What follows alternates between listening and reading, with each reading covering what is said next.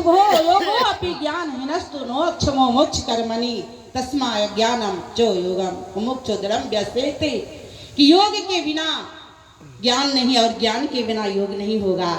भगवान शंकर किनसे कह रहे हैं? तो ब्रह्मा जी से।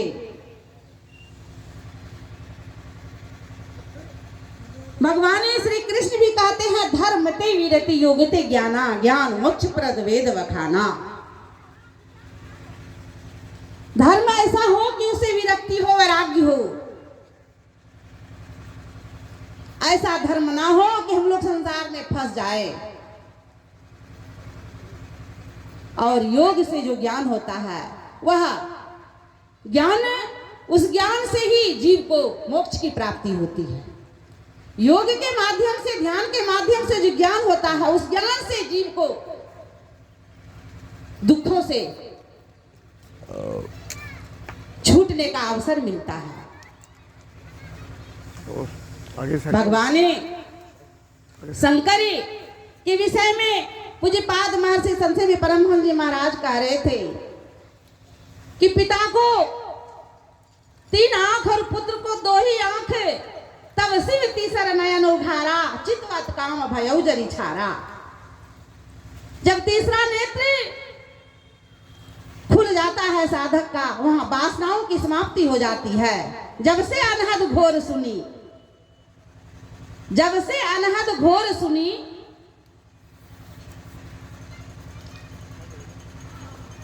आशाओं की वहां समाप्ति हो जाती है।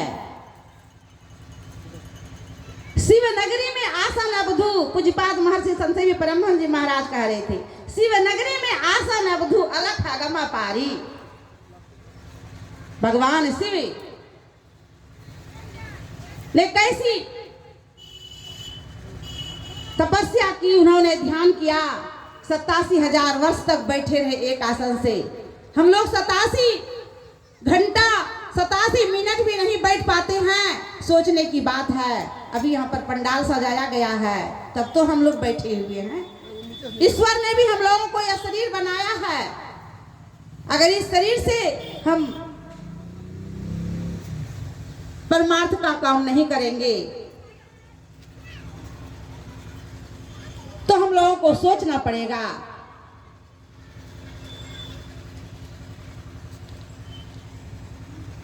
रात्रि काल में जब उठते हैं, पूज्य महर्षि संत परमहंस जी महाराज के उपदेशों को हम अनंत बार पढ़ते हैं।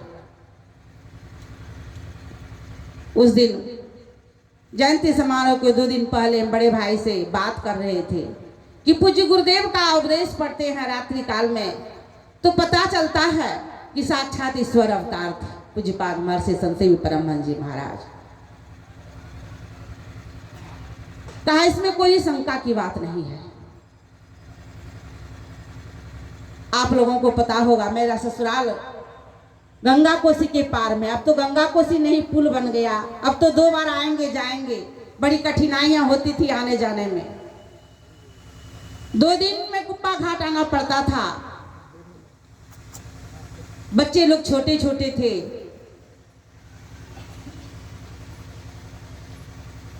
रात्रि काल में स्वप्न में कुछ अपशगुन बातें आई।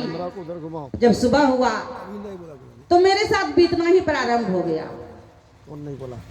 मेरे खेत में कई मजदूर थे, मैं उसका भोजन बनाने के लिए तैयारी कर रहे थे।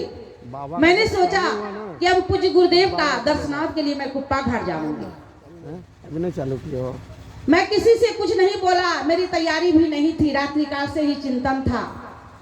रात्रि काल में तो कुछ हुआ था कि जाएंगे दर्शनार्थ के लिए, लेकिन जब सुबह हुआ, जब मेरे साथ बीतना प्रारंभ हुआ, तो मैं सोची कि अब टाल मटोल करने का